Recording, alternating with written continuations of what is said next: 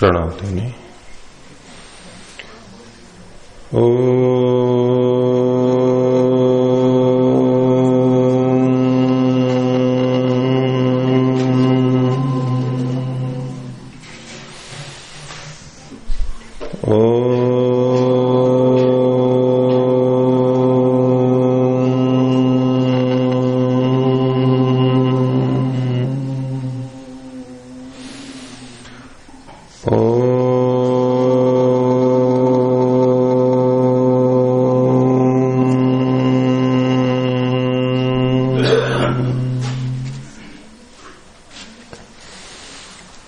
सांख्य दर्शन का पहला अध्याय समाप्त हुआ था।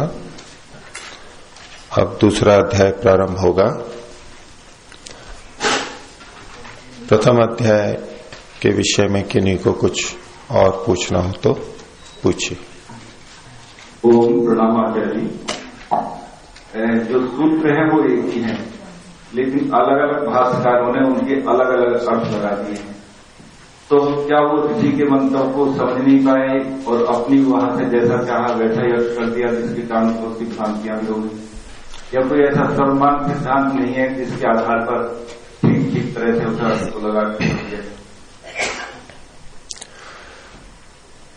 सूत्र बहुत संक्षेप से होते हैं।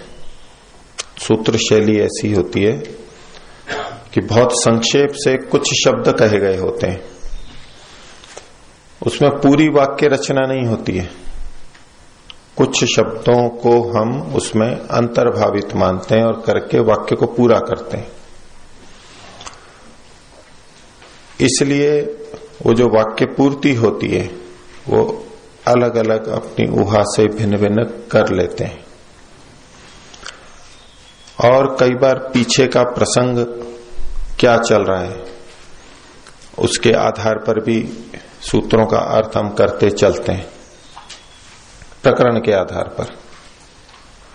तो कई जने प्रकरण को बहुत मुख्यता दे देते हैं कि जो प्रकरण चल रहा है उसके अनुरूप ही अर्थ होना चाहिए। प्रकरण भी एक आधार होता है, लेकिन कभी वहां दी हुई बात अधिक मुख्य होती है और प्रकरण से भिन्न भी हम वहां पर अर्थ लेते हैं। प्रकरण से भिन्न का मतलब है उसको भिन्न प्रकरण मान करके अर्थ लेते हैं। और किस सूत्र से कौन सा अर्थ लेना चाहिए, किस वाक्य से कौन सा अर्थ लेना चाहिए, ये अपने आप में एक कठिन कार्य है। ऐसे ही जो मन में आया वो नहीं लेना चाहिए, ये ठीक है, लेकिन सबकी एक रूपता हो ये बहुत कठिन होता है। संस्कृत को जानने पर भी जो अर्थ का ग्रहण है वो भिन्न भिन्न होता है। वेद मंत्रों पे भी घटता है और सूत्रों पे भी घटता है। और ये इतना बड़ा विषय है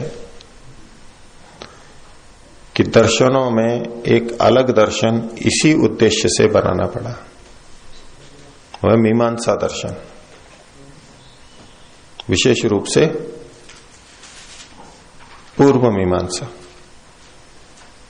जो वेदांत दर्शन है वो भी मीमांसा करता है कुछ स्थल पर, लेकिन जो मीमांसा दर्शन है उसका प्रयोजन ही ये है कि वाक्य का क्या अर्थ लिया जाना चाहिए, इस वाक्य का यही अर्थ हो या ना हो, यही क्यों ठीक है।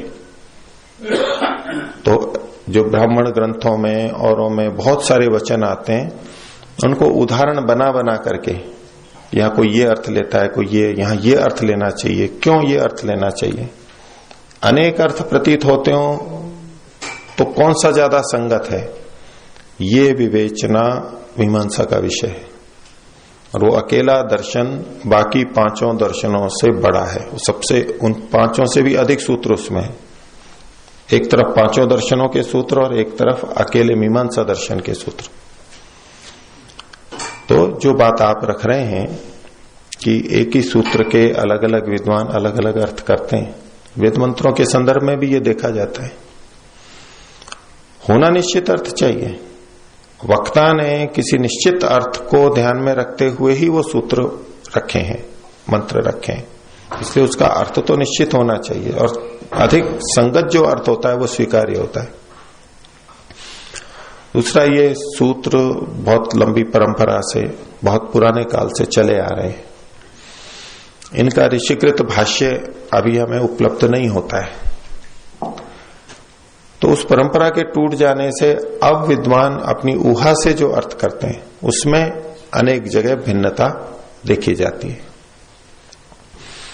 अब जो पीछे का एक प्रसंग था हमारा, पहले अध्याय के सूत्र 161 से 163 तक, 61, 62, 63, जिसके विषय में उस समय भी चर्चा चली थी कि इन सूत्रों को कुछ आत्मापरक अर्थ लेते हुए व्याख्या करते हैं और कुछ परमात्मा परक अर्थ लेते हुए व्याख्या करते हैं।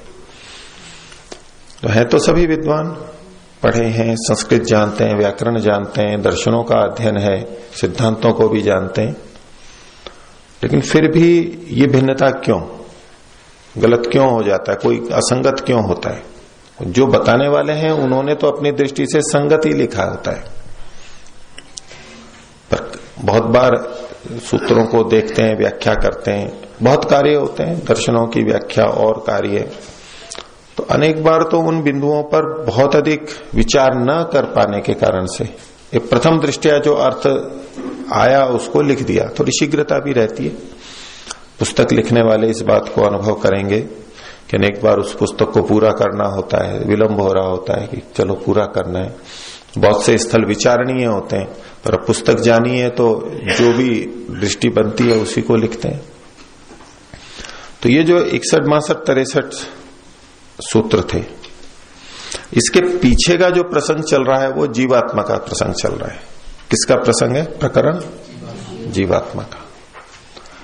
अब जो ये इस बात पे आधारित रह के करते नहीं, प्रकरण तो आत्मा का चल रहा था, इसलिए इन सूत्रों का अर्थ भी प्रकरण के अनुसार ही करना चाहिए।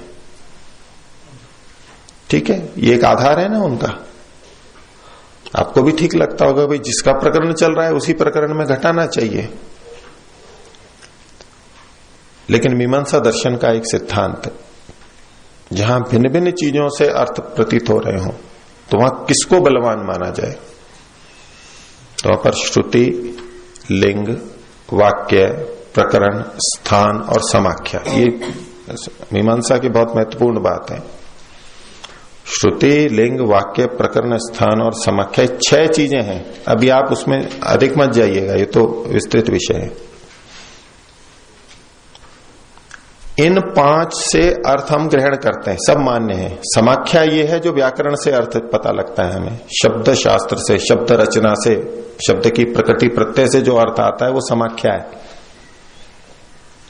तो इन 6 तरह से हमें अर्थों का बोध होता है, लेकिन इनमें से किसी से कुछ अर्थ आ रहा हो, किसी से कुछ अर्थ आ रहा हो, तो किसके अनुसार अर्थ लेना चाहिए, किसकी प्रबलता माने?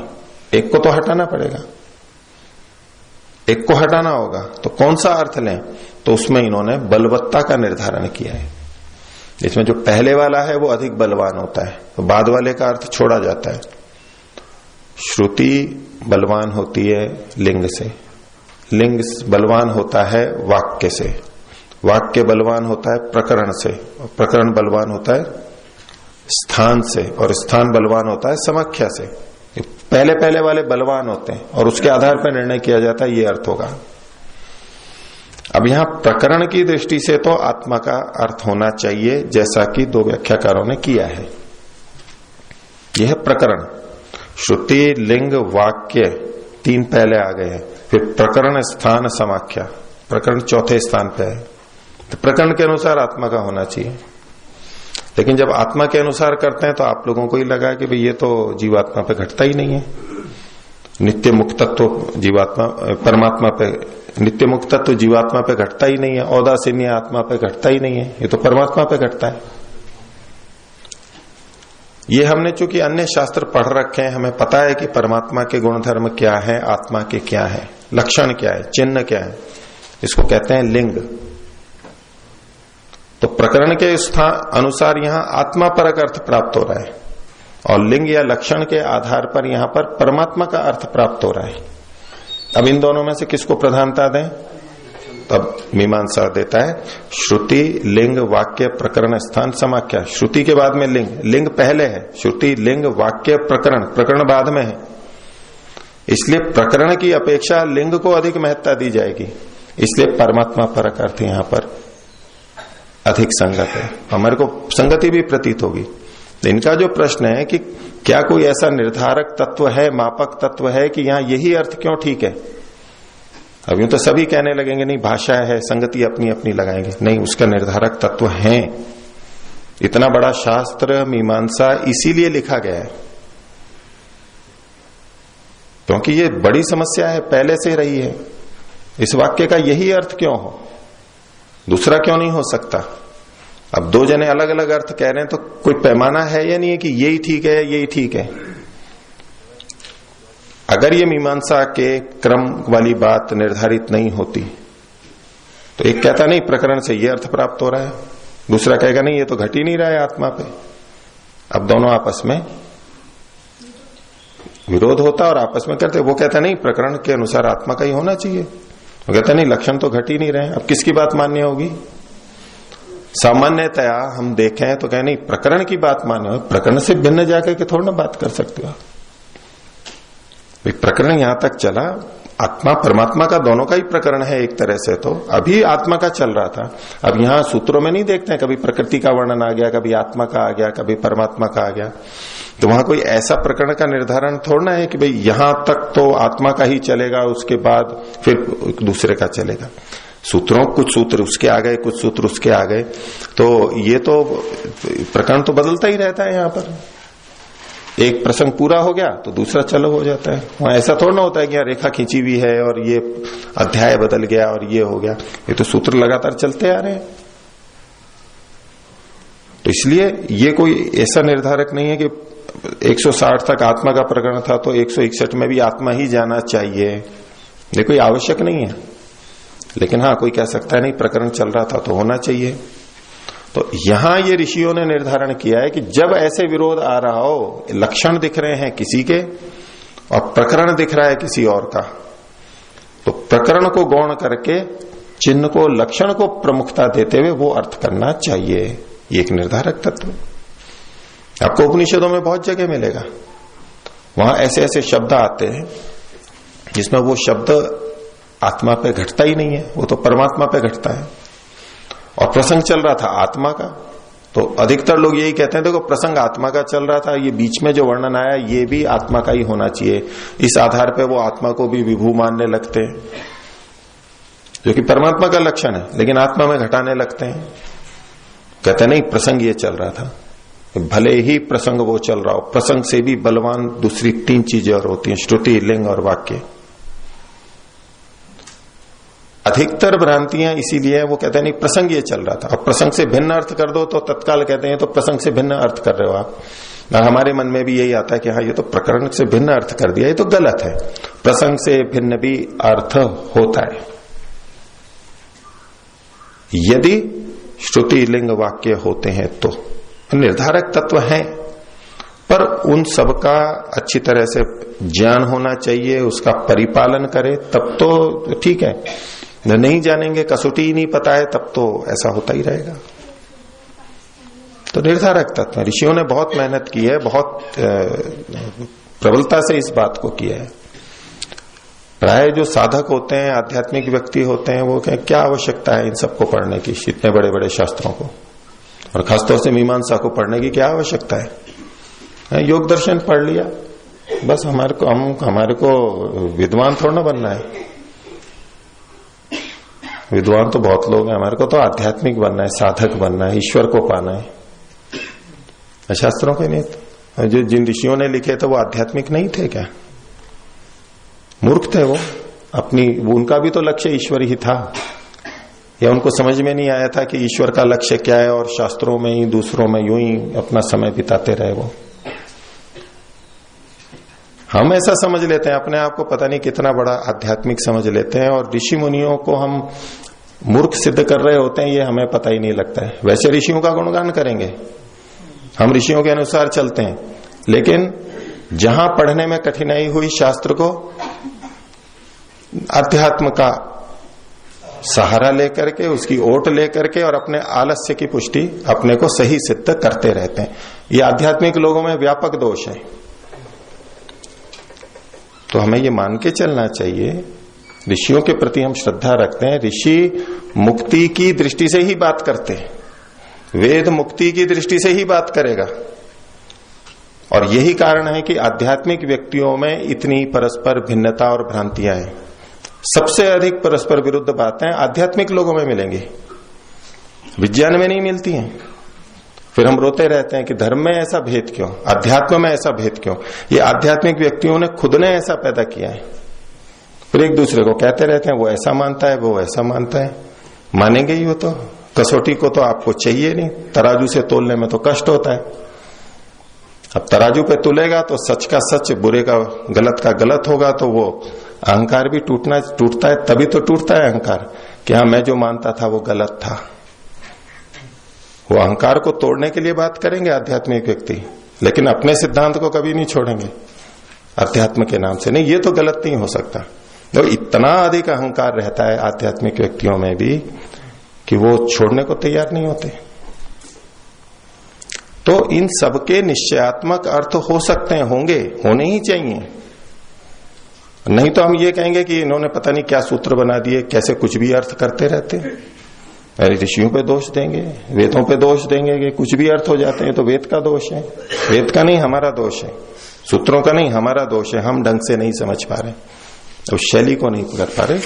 और चूंकि परंपरा इतनी नहीं रही, टूट गई है, इसलिए हमारे लिए भी कठिनाई है। लेकिन जो प्रयास करते हैं, प्रयास करेंगे तो बहुत अधिक हम सही सही निकटता से अर्थ को ले सकते हैं। अन्य कोई बोलिए। ये जो कल 5वां प्रश्न था 10 नंबर का है, इसमें हमें क्या क्या लिखना चाहिए समझिए। पाठ के पिछले पाठ के बारे में कुछ पूछना था। अच्छा, आत्मा को निर्गुण कह रहे हैं, तो सुख दुख इच्छा द्वेष प्रयत्न, फिर ये गुण मानेंगे या नहीं मानेंगे? गुण है ये। अब यहां भी यही विरोध आएगा कि निर्गुण कहा। निर्गुण का अब शाब्दिक अर्थ लेंगे, जैसा ये ले रहे हैं अभी कि जिसमें कोई गुण ही ना हो, जिसमें कोई गुण ही ना हो उसे निर्गुण कहते हैं। और दूसरी तरफ सुख दुख इच्छा द्वेष प्रयत्न, ये गुण माने, धर्म माने। तो कौन सी बात ठीक है? अब यहां सब जगह विवेचना करनी होती है, सब जगह विवेचना करनी होती है कि यहां इस शब्द का क्या अर्थ लिया जाए। सुख दुख इच्छा द्वेष प्रयत्न आत्मा के धर्म हैं, ये वाक्य मिलता है हमारे को सीधे सीधे, वाक्य प्रमाण है, वचन मिल रहा है हमारे को, श्रुति मिल रही है, यानी शास्त्र शब्द प्रमाण मिल रहा है सीधा, वाक्य ही नहीं, श्रुति मिल रही है हमारे को। ठीक है, वेद के बहुत सारे मंत्र हैं जिसमें आत्मा की इच्छा और सुखी दुखी होना ये सब वर्णन मिल रहे हैं, श्रुति है हमारे को। इसलिए इसका तो हम निषेध कर नहीं सकते, ये तो मानना ही है हमारे को। ठीक है, अब है कि फिर निर्गुण गलत हो जाएगा, निर्गुण जो कथन किया, नहीं वो भी गलत नहीं होगा। हमें ये मान के चलना है कि ये परस्पर विरुद्ध कथन नहीं है। तो अब हमें स्थिति के अनुसार निर्गुण शब्द का अर्थ लेना होगा।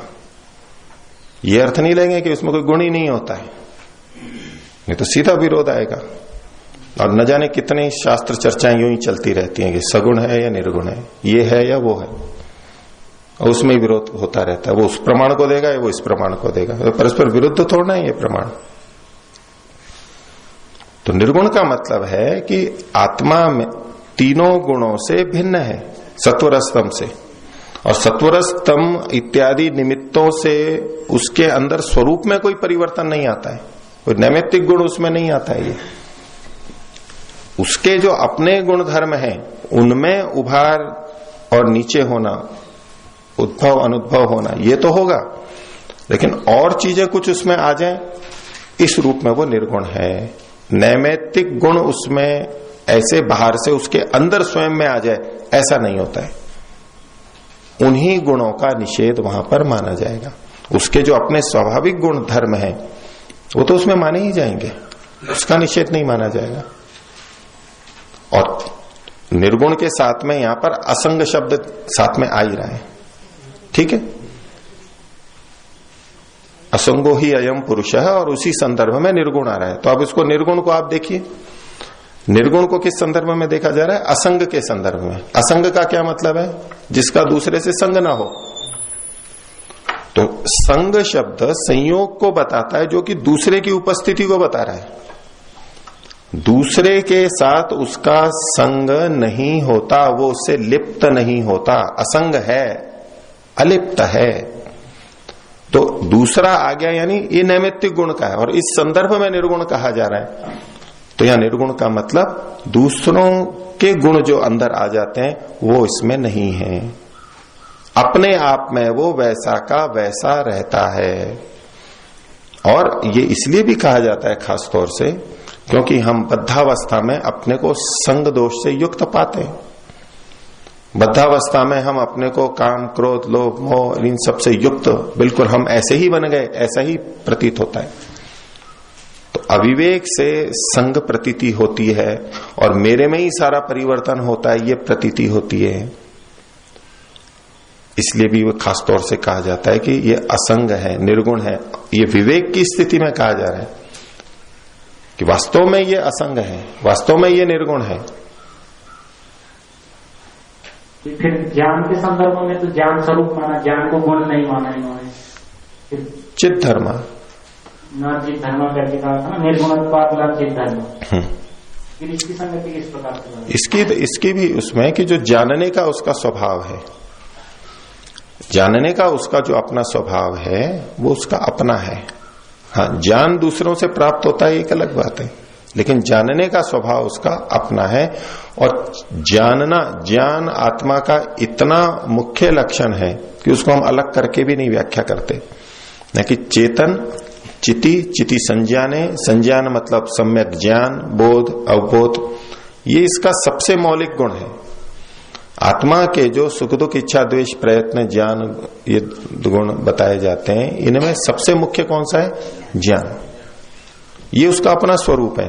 अब सुख का भी जो तो अनुभव कर रहा है वो भी एक तरह का ज्ञान हो गया, दुख का अनुभव कर रहा है ये भी ज्ञान हो गया, इच्छा कर रहा है ये भी ज्ञानात्मक है, द्वेष कर रहा है ये भी ज्ञानात्मक है। ज्ञान इसका सबसे मुख्य है, इसलिए वो तो उसका बिल्कुल अपना स्वरूप है, उससे रहित वो नहीं होता, उससे युक्त सदा रहता है।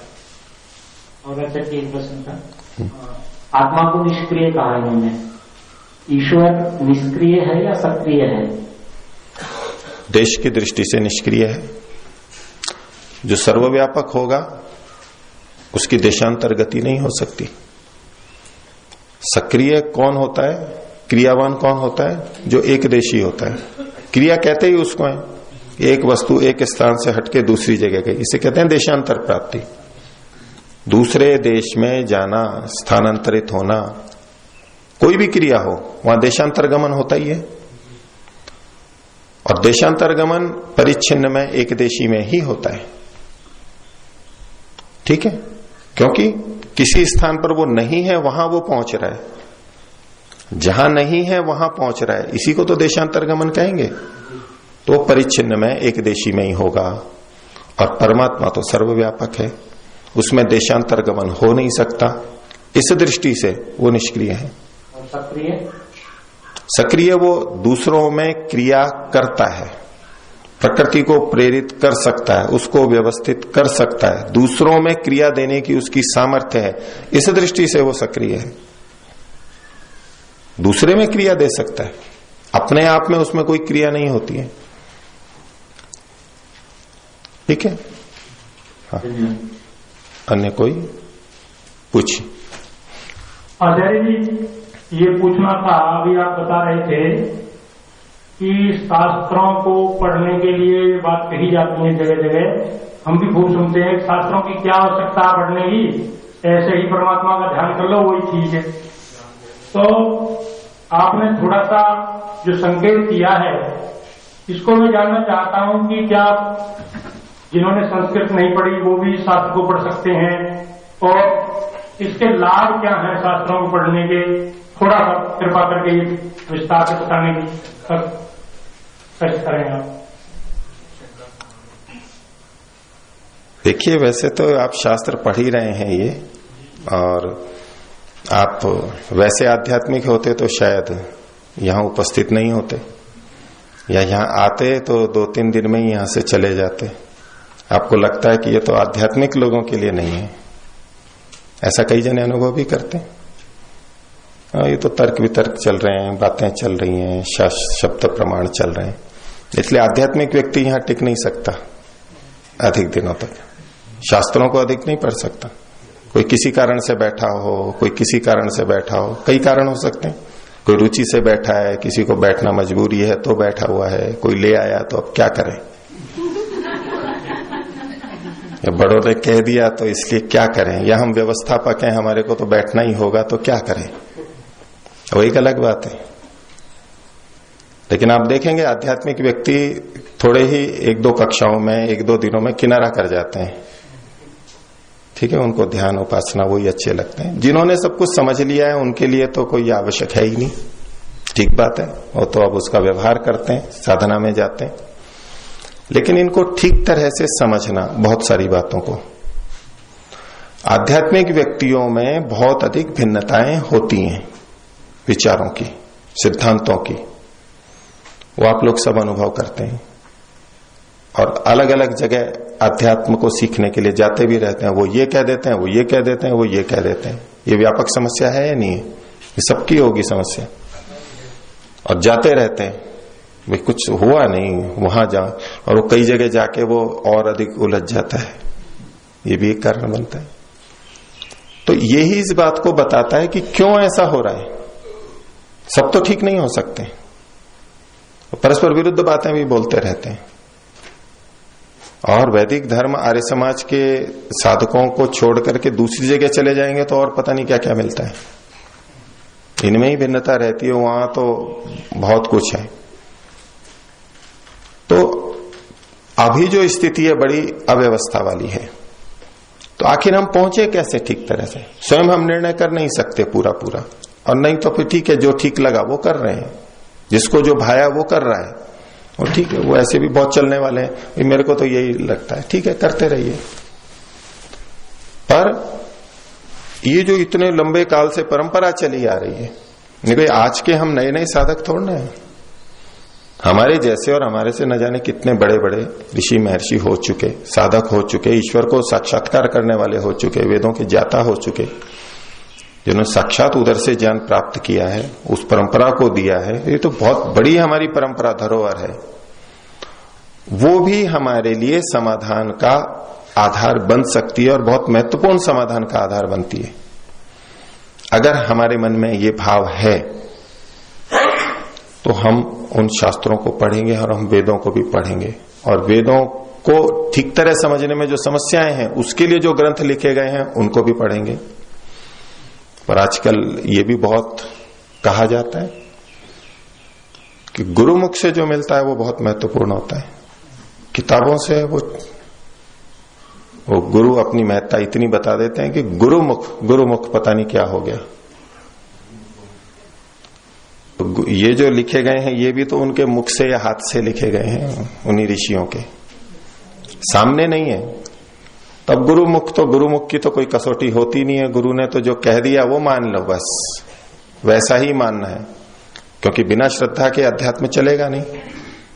श्रद्धा रखनी चाहिए, शंका की, संशय किया तो संशय आत्मा विनश्यति, अध्यात्म ही नष्ट हो जाएगा।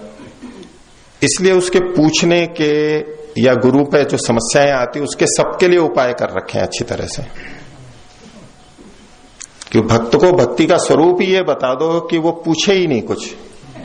बड़े मनोवैज्ञानिक ढंग से ऐसे जाल में फंसा रखा है कि बोतल में ऐसा उतरता है आदमी की सोचता है यही मेरे लिए सबसे हितकर है, और उसको पता भी नहीं लगता। इतना मीठेपन से, इतने अध्यात्म के नाम से ये किया जाता है।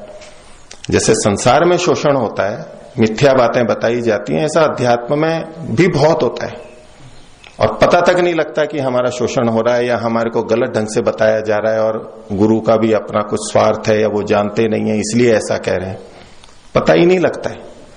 चलते रहते हैं, क्योंकि हम श्रद्धावनत हो जाते हैं वहां, फिर आगे हम अपने सोच के, तर्क वितर्क करने के, पूछने के द्वारों को बंद कर देते हैं। फिर वो भेड़ चाल हो जाती है, चलते रहते हैं। और कोई विपरीत बोल दे तो भी समस्या हो जाती है। ये तो गलत बोल रहा है, ये तो गुरु का अपमान कर रहा है, ये ठीक नहीं है, इसका अध्यात्म से कोई लेना देना नहीं है, उसको धुतकार के अलग कर देते, छटनी होती रहती है। तो शुद्ध रूप में अध्यात्म चलता रहता है।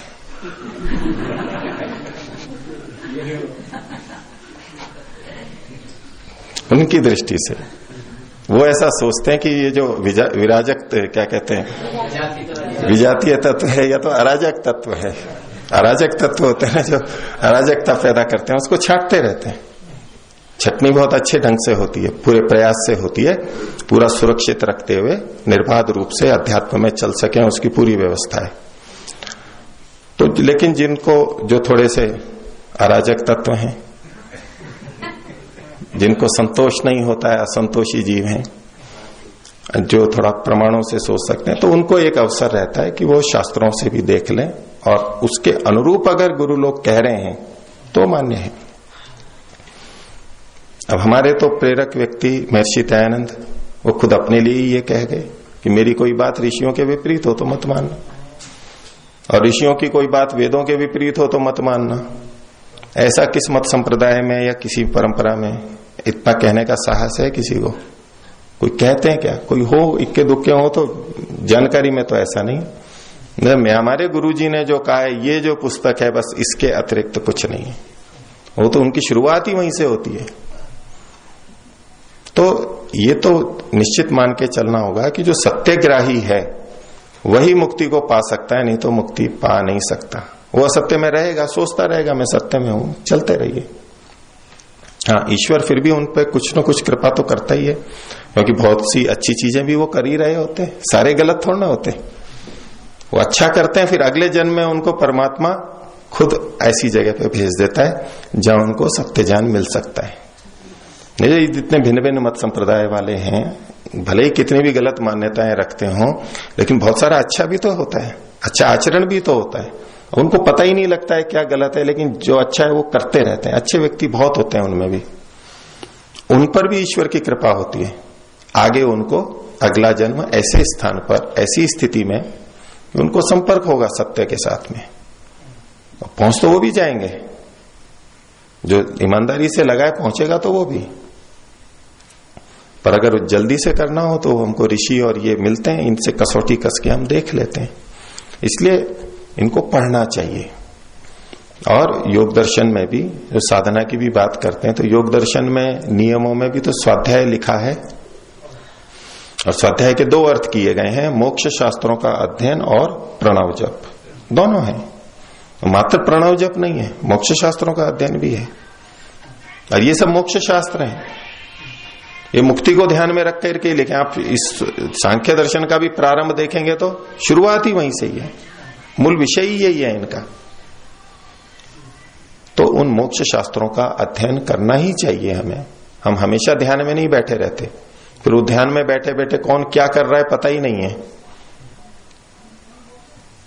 शून्य समाधि भी लगती रहती है,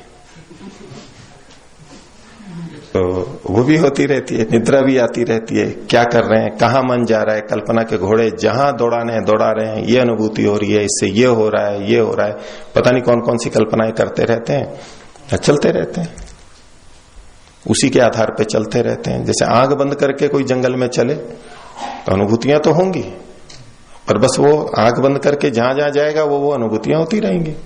उसका ये मतलब नहीं है कि वो जंगल पार कर जाएगा।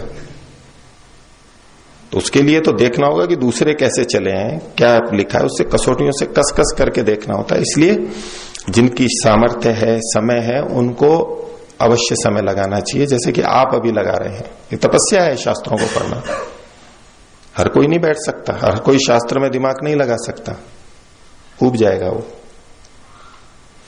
लेकिन जो व्यक्ति संस्कृत नहीं भी जानते हैं तो इन शास्त्रों के जो भाष्य मिलते हैं अपनी अपनी भाषा में, उससे ज्ञान प्राप्त कर सकते हैं, उपदेशों से भी कर सकते हैं। जिनका और कोई उपाय नहीं है वो तो उनके लिए तो यही है, जो उपदेश मिल रहे हैं गुरुजनों से, माता पिता से, उसके अनुसार ही चले। फिर जैसे जैसे योग्यता बढ़ती जाती है और जागरूक रहे, विरोधी बातें आती हैं तो फिर पूछे किसी और से। तो जो स्वयं शास्त्र नहीं पढ़ सकते तो दूसरों से करना ही होता है उनको, वो स्वयं नहीं कर पाते। कोई बात नहीं, फिर भी बहुत कुछ कर सकते हैं। अगला जन्म फिर ऐसा मिल जाएगा ना, बचपन से ये शास्त्रों को पढ़ने का अवसर मिलेगा। मन में इच्छा तो रखे कि मेरे को ये पढ़ने हैं, मेरे को शुद्ध ज्ञान को पाना है, अगले जन्म में फिर मिल जाएगा। जितने भी कर्म करते हैं उसके लिए यही पुण्य का लाभ मन में रखें कि मेरे को अगले जन्म में ऐसी स्थिति मिले कि वेद ऋषियों का ज्ञान मुझे शुद्ध प्राप्त हो सके बचपन से, जो इस जन्म में नहीं हो पाया मेरे को, मेरे पुण्यों का फल इसी रूप में प्राप्त हो। ये कामना कर सकते हैं ताकि मैं मुक्ति पर ठीक तरह पहुंच सकूं। तो इस जन्म में नहीं, अगले जन्म में हो जाएगा। तो आचार्य जी हम ये समझ लेंगे हमारे ऊपर भी ईश्वर की कृपा हो रही है जो हम यहाँ बैठे हैं। तो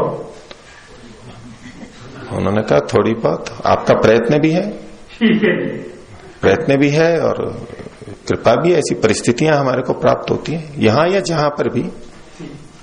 आप घर पे भी बैठ के शास्त्रों का अध्ययन करते हैं, विचार करते हैं, चिंतन करते हैं, तो वो प्रयत्न है, वो भी लाभदायक होता है। ठीक है। पाठ के बारे में तो पहले अध्याय के पाठ के बारे में कोई बात किन्हीं को अस्पष्ट हो, पूछनी हो तो नहीं, तो ठीक है। 82 और 87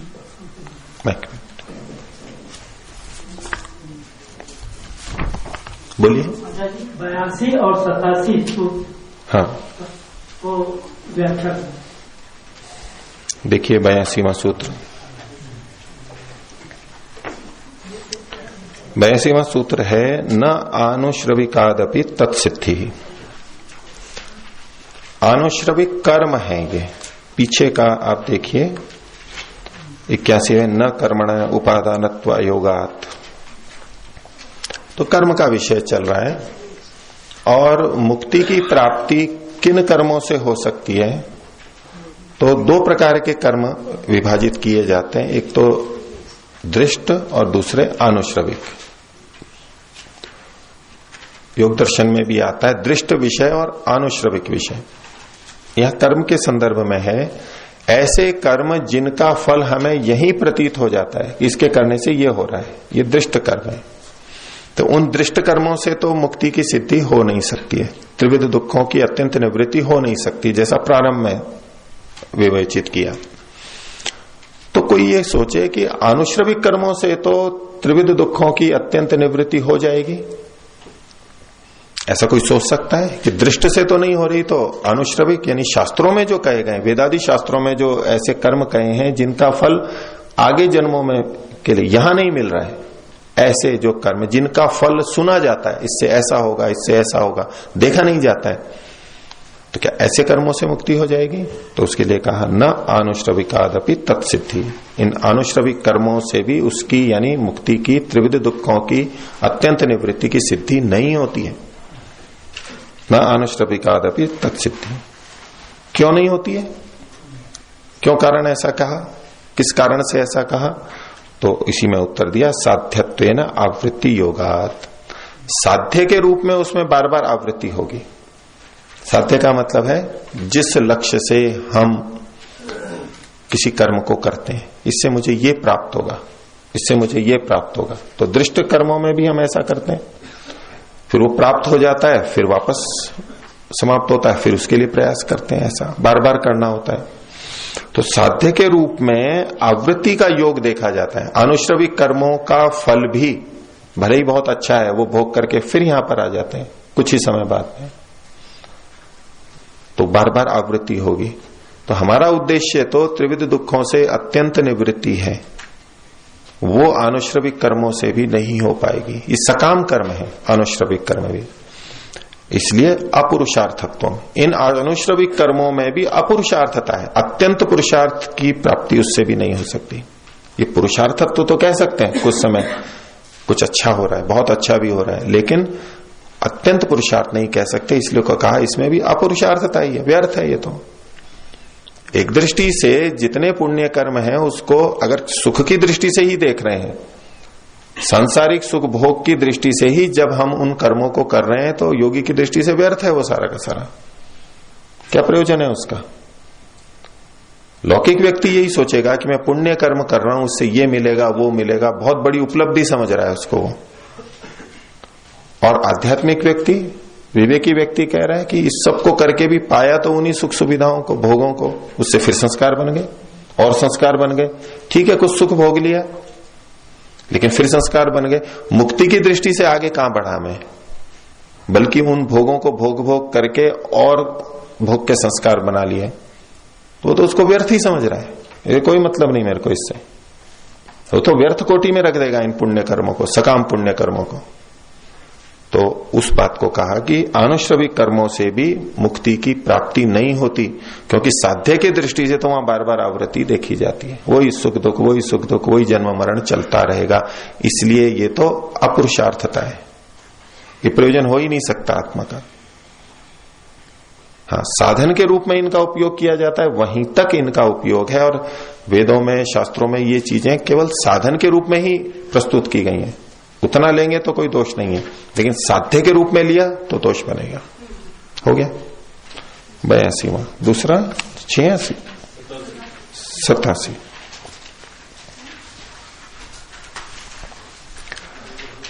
87वें सूत्र में प्रमा के बारे में और प्रमाण के बारे में बताया कि प्रमा किसे कहते हैं। तो प्रमा का मतलब है ज्ञान, प्रमा का मतलब ज्ञान। बस एक तात्पर्य आप ये समझ लीजिए, न प्रमिति भी बोलते हैं इसको। तो क्या होता है, तो इन्होंने कहा द्वयोः, दोनों का प्रसंग चल रहा था, प्रकृति पुरुष का, जड़ प्रकृति और चेतन पुरुष, एक तरह से वा अथवा उन दोनों में से किसी एक का, दोनों का एक साथ साथ या तो किसी भी एक का, प्रकृति का या पुरुष का, कैसे भी।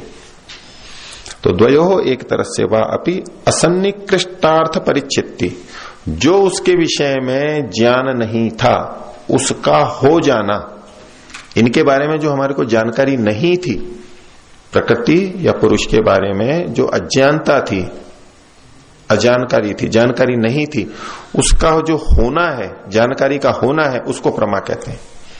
तो ये ज्ञान हुआ, हो गया इतना। अब आगे कहते हैं तत्साधक तमम, उस प्रमा का जो सबसे सहायक है, साधक तम, तम कह देते हैं जैसे मधुर तम, तम शब्द तम लगा देते हैं ना उसको सबसे श्रेष्ठ बनाने के लिए, सुपरलेटिव। तो उस साधक कहते हैं जो उसमें सहायता करते हैं, जैसे साधना, साधक आश्रम बोलते हैं। तो साधकतम जो सबसे अधिक सहायक है, उस ज्ञान की प्राप्ति में सबसे अधिक जो सहायक है, यत तत् जो है वह, वो प्रमाण होता है। और वो त्रिविधम, 3 प्रकार का होता है। तो प्रमा का लक्षण बताया, प्रमा किसे कहते हैं, यानी ज्ञान, और ज्ञान का साधन 3 प्रकार का प्रमाण यहां इस शास्त्र में स्वीकार किया, प्रत्यक्ष, अनुमान और शब्द, ये उसके साधक होते हैं। पूछिए।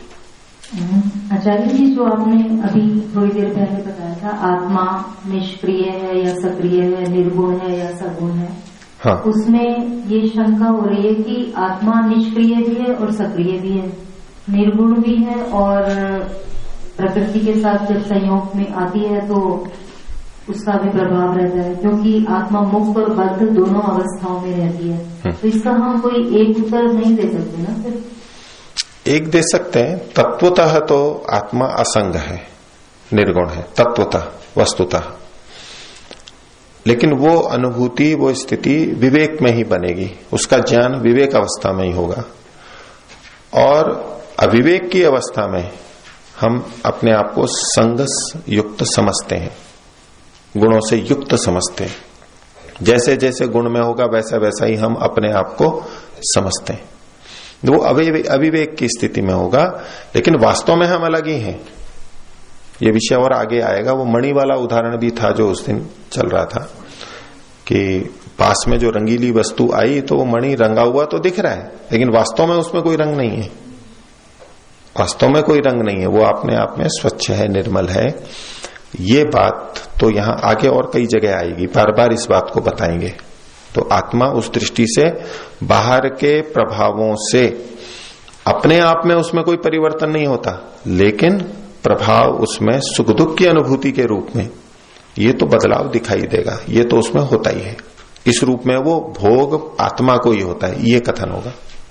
परंतु आचार्य जी, आत्मा कभी भी ऐसा तो नहीं है कि हमेशा मुक्ति में रहती है, तो इसलिए बद्ध अवस्था में भी कितना काल, जितने भी समय वो रहती है, तो उस समय तो वो फिर त्रिगुण के संपर्क में आती है।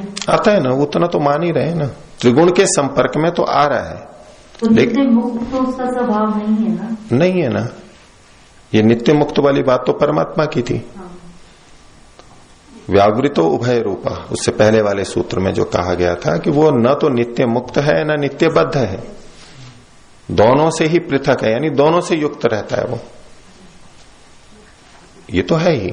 लेकिन बद्धावस्था में आते हुए भी जब इसको ये निर्गुण कहा जा रहा है, उसका मतलब ये है कि बद्धावस्था में भी त्रिगुण उसमें सम्मिलित नहीं हो जाते, उसमें घुल मिल करके उसमें कुछ बदलाव नहीं कर देते, ऐसे स्वरूपता तत्वता, ये बात है। और निष्क्रियता और सक्रियता, जब प्रलय अवस्था होती है तो आत्मा सुषुप्ति में रहता है, कुछ भी नहीं कर सकता है, और वैसे भी ईश्वर की सहायता से ही वो एक देश से दूसरे देश में स्थानांतरण करता है। ठीक है, तो निष्क्रिय रहेंगे? निष्क्रिय ही है, वो तो काफी बात हुई है उस विषय में, उसको निष्क्रिय माना। और परमात्मा की सहायता ही नहीं, आत्मा स्वयं भी, अब जैसे शरीर में है हम, अभी भी तो क्रिया हो रही है, शरीर के साथ साथ हम इधर उधर आ रहे हैं, जा रहे हैं ना, इसमें शरीर इंद्रियों के माध्यम से चलाने वाला आत्मा ही है, प्रेरक आत्मा ही है, इच्छा आत्मा ही कर रहा है, और शरीर में गति होती है, इंद्रियों में गति होती है, तो हम स्थानांतरित होते हैं, शरीर के साथ साथ हम जाते हैं। तो केवल परमात्मा के द्वारा ही नहीं, हम भी तो इधर उधर होते हैं, लेकिन फिर भी क्रिया आत्मा में स्वयं में नहीं है, इसलिए निष्क्रिय कहा जाता है।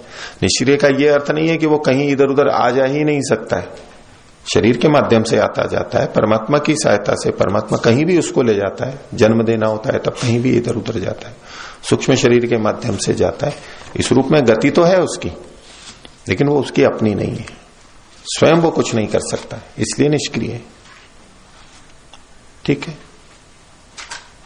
कुछ पहले से हाथ खड़ा किया करिए, आगे कोई है वो अभी से हाथ खड़ा कर दीजिए, माइक वहां तक पहुंच जाए। स्वामी जी कर दीजिए। आचार्य जी, 61 नंबर जो सूत्र है जी, इसे समझाया था आपने, सत्पुरुष तमस से प्रकृति बनी और